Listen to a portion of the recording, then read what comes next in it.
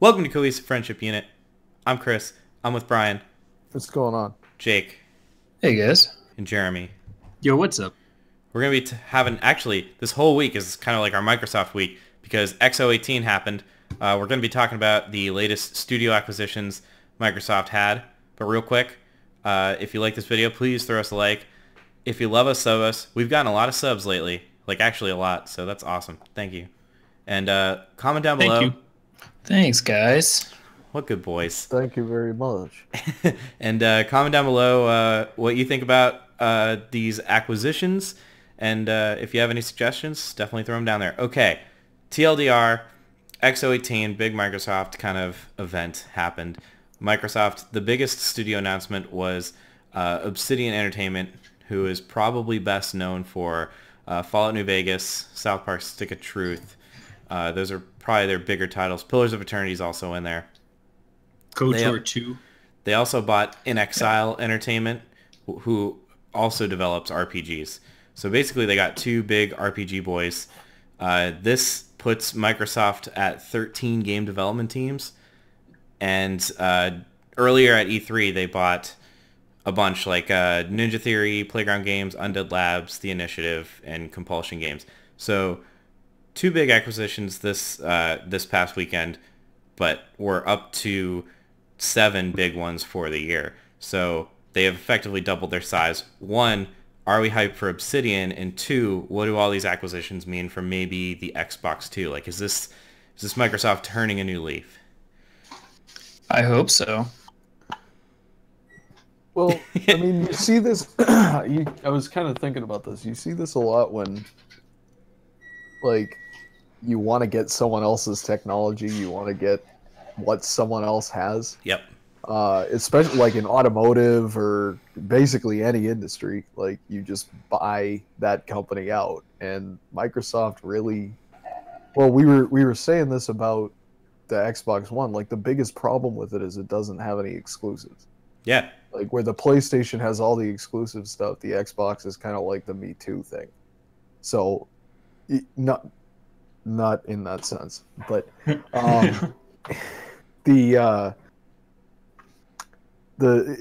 guess it makes sense. Like, if you're not doing well, and you have a ton of money, like, do you want to continue throwing money at something that's not working, or do you want to just buy out somebody who knows what they're doing Who has and a good have them track come record. work for you? Yeah. Right, exactly.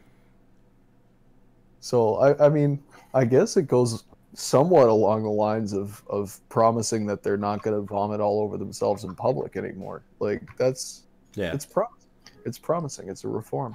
They must be Yeah. one of our new subs. Sit down. Welcome I like to the it. fold, Bill. I like it because, I like that maybe Sony won't be the only player in good games soon. Nintendo. But also, Whoa. all right, Nintendo is good exclusive. Nintendo does their own thing. Yeah, But Yeah, Nintendo's in a different category. as a PC player, I think this is fantastic for us because everything Microsoft releases is going to be on Xbox and PC, Yeah. which is fantastic. And the fact that they got In Exile, which I believe is made primarily PC games, is a pretty big deal. Like, I know I'm looking at their list, and I guess all of their RPGs have released on Xbox, but Wasteland and Torment, those are all kind of, heavy RPGs, like the pen and paper Fallout 2 kind of RPGs. And leaning on the PC support thing, this is kind of a side note, also announced at XO18, mouse and keyboard support is rolling out as soon as a week natively on Xbox. So there might be a little bit more love for like designing UI with mouse and keyboard in mind for these ports that come to both PC and Xbox. Because that's like for Fallout 76, that's a huge problem. Is that like the UI just sucks on mouse and keyboard. But when the first party studios are developing where keyboard and mouse is kind of natively supported on the home console too, it might get some more love. It's hype. that's very interesting. But The I'll mouse and save keyboard that- thing? I'll Yeah. save that thought for later. I mean, so my take on this is like it's like I'm very happy that they've effectively doubled their studio size, and this looks super good for the future, for like the next generation, like maybe not Xbox One, but Xbox 2, Xbox 720, whatever. I think that's where we're actually going to start seeing some of this happen. My biggest concern is, one, doubling your studio size still does not equal a lot of exclusives. Like, there have not been a lot of exclusives that came out in the Xbox One's lifetime. It's just a fact. And two, they don't have the best track record of managing the studios that they have. That's what I was going to bring up. Yeah, like and I think Rare is the one that everyone like points their fingers at, and that was but early also on. 343. Yes, but Rare was really early on, and 343, I think they definitely did better than Rare. In Minecraft, they've done better than both of those. I'm not saying any of them are perfect, but I think they're slowly headed in the right direction. Well, and they've not really been a company that does stuff like this in the past, so I imagine they're still kind of learning how to manage subsidiaries like that. Like, it was Microsoft, and that was it. You know, they didn't... Yeah. You were getting something from Microsoft, or you were getting something third party. Now it's kind of different, and that's change in management. So they're probably adjusting to that, and I think that, you know, a couple of misses kind of is credence toward, is evidence of that. But you know, if you're buying the right companies, if you're making the right choices, like, it's gonna work out for you. I think the good case scenario is that Microsoft provides Obsidian with just the financial support they need to make some dank ass RPGs, and That's that they don't exercise too much creative control, that they don't butt in too much. And then the bad case scenario is kind of the opposite, that they just kind of, you know, fuck Obsidian up. Or any of these, like Ninja Theory too. Yeah, Ninja Theory as well. Yeah. The official statement from Microsoft says that both teams will have the support and freedom to fully realize their creative ambitions, which I know is just throwing out the corporate jargon. Yeah. But I think there's hope. I mean, as you scale up in studios, it's not like you can micromanage as closely. So, I mean, 343, Rare, and Minecraft were all early on. So hopefully now that they're much larger scale, they kind of back off and just say, you guys are good studios, do your thing. And Right, do your and thing for Xbox. Right. And why and would PC. Why would you buy a good studio? You know, that if you think they're making good stuff, why would you then go in and tell them how to do what you think they're already doing well? You wouldn't if you were a smart person. I think it Right, could be but- like, I think it could be, so my biggest reference point for what I think happened is with 343 and the Master Chief Collection. I think that was when the Xbox One was in debatably an even worse state than it is now, and they needed to push out the Master Chief Collection. And at least from my perspective, because that game was fucking broken. It was a wreck. You couldn't really play it until just this year, and it came out years ago. And I think that what probably happened was Microsoft was like, hey, we're pushing this, you know, this is coming out in October. Like, we need this out in October. This is how we're going to sell the consoles. This is how we're going to sell the game. I don't care what it's like. You're pushing the Master Chief Collection out in October. And Right. It's that kind of thing that kind of ruins these studios creatively. Right, Yeah, but- over controlling. Yeah, over. Of course, I say that and then look at Crackdown 3, but whatever. No, I'm excited for the news that they're ramping up in studios. Yeah, No. I mean, my favorite part is that these also come to PC. Right. Supposedly. I mean, so we've had the Microsoft discussion before, and I think one of the theories was they're going to move towards publishing more games rather than publishing or creating Xboxes and that kind of thing. And it looks like they're moving towards becoming a big time publisher, which is great in my opinion. Yeah. Well, It- Chris, didn't you say we were going to talk about the Xbox too? No, we can. I mean, I was I just thought saying, you like, did. I think this is like the stuff that we're gonna see. We're not necessarily gonna see a change overnight. This is like we're not going to see any of these games from like any of these studios this year until the Xbox 2 is my guess. Right.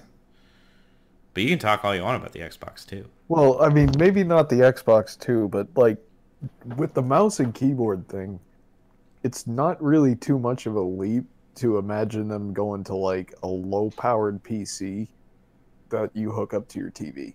Like, so you can go on. You know, it's like because that's effectively what I have. I mean, I use a TV for a monitor, so. And that was that was our other theory. That was our other theory. Yeah, that was It's me. like, I was gonna say it's like basically an Alienware. Like it's an Xbox. Right, and then they can sell systems, and they can sell a higher spec one. Yeah. And you guarantee that the exclusives are gonna work for a while. You look at Apple, and I mean, I fucking hate Apple, but their business model works, and they keep everything, you know, it's an Apple computer with an Apple OS, and you can't get that anywhere else. You know, I'm not saying that that's what Microsoft should do, but I find it odd that they make like the Surface thing, and they made the phone and the Zoom, but they've never made a computer. Well, they do the Surface Book and the Surface. Right, but that's not like a serious computer. That's like a tablet laptop weirdo. It's not a computer for serious people. Right, it's not like you can't do Only babies you can't do like CAD work on that. You can't do anything that needs like serious computing hardware on it. You just can't do it. And there are people out there who legitimately need like a serious computer for things other than dicking around and playing video games. and like, you know, those computers are all running Windows. So why don't you sell the computers? I don't know. I think there's a lot to be said about like Microsoft potentially going into that turning the Xbox into a micro PC. And not to like derail the video, maybe we can do another one in the future if the viewers are interested. But with Windows 10, they've released some actual gaming support. I mean, there's a gaming mode in Windows 10. Debatably, it's not that good, but they're putting something out. So some native screen capturing and stuff like that. Right.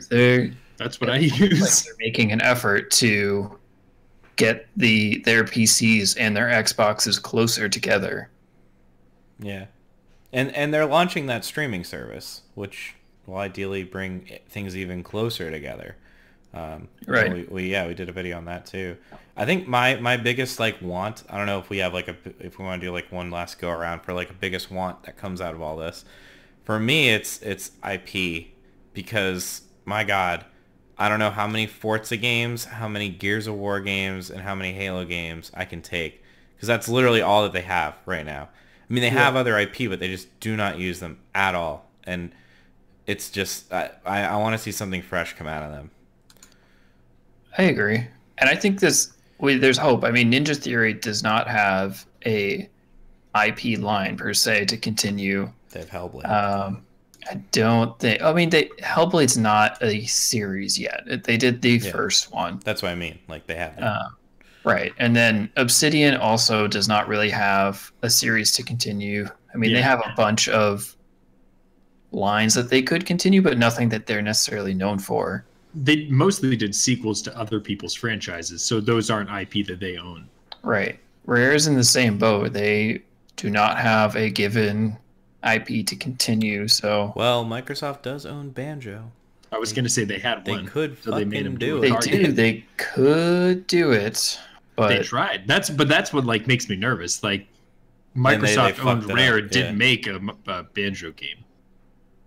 I mean, there's been a whole bunch of remakes of old games, and they have been mixed success in the past couple of years. So hopefully I hope they don't, but maybe they'll try it. I hope that they don't like drive these things into the ground. I just hope they do the smart thing. That's all I hope. Yeah, no grounds dragging in new IP. All right. I think we're good. Any other final thoughts? Are we Negatron? All right, Brian, tell our viewers what to do. Well, if you're vehemently upset to hear us having positive thoughts about Microsoft, go ahead and hammer your hatred down in the word box there. And while you're at it, go ahead and click on that subscribe button because, like Chris said at the beginning of the video, if you subscribe to this here channel, you're going to get automatically entered into a contest to win some Steam codes, don't you hear? So go ahead and click that sub button as well as a little ringy dingy in the top right hand corner there so you get continuously updated with all the continuously cohesive shit we're doing here on the continuously cohesive friendship unit channel. And smoke them if you got them, guys. That's all for me tonight, Chris. Thank you, Brian. Catch you guys next time.